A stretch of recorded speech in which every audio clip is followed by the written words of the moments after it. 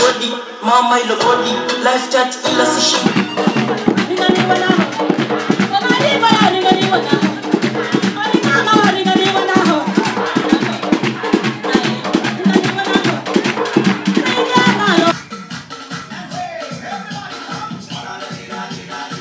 Zingine huvuja.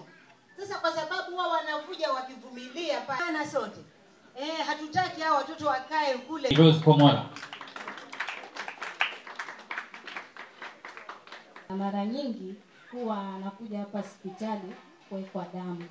Kuna watu wanaishi tena. So mimi siwezi beba dawa hapa. Ama mwezi ujao, ama mwaka ujao tukija World Hemophilia Day hapa.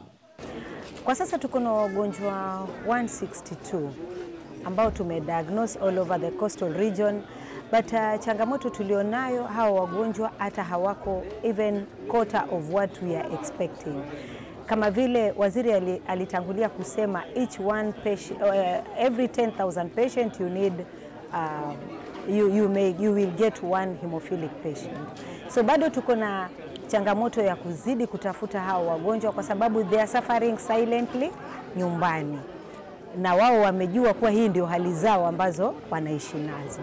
Wengine hawajajulikana kuwa wako na hii shida. Na wanapoingia kubleed hakuna mtu anawafikiria, wanaanza kuangalia vitu vingine tofauti kabisa. Wanasahau kuwa kuna hemophilia ama kuna hawa carriers ambao pia wao saa zingine wana bleed.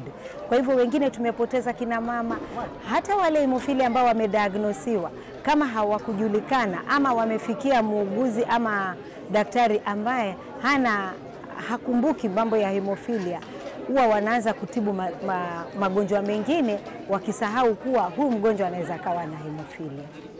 So far tangu 2016 ambao tumepoteza ni karibu wagonjwa watatu wanne.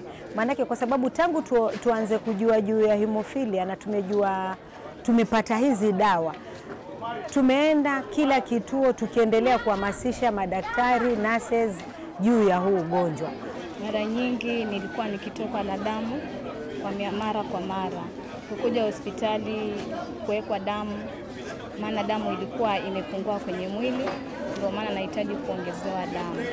Mwili kwa uchovu, kukosa damu kwa mwili, pia maumivu tofauti. Nilikuwa na changamoto nyingi sana.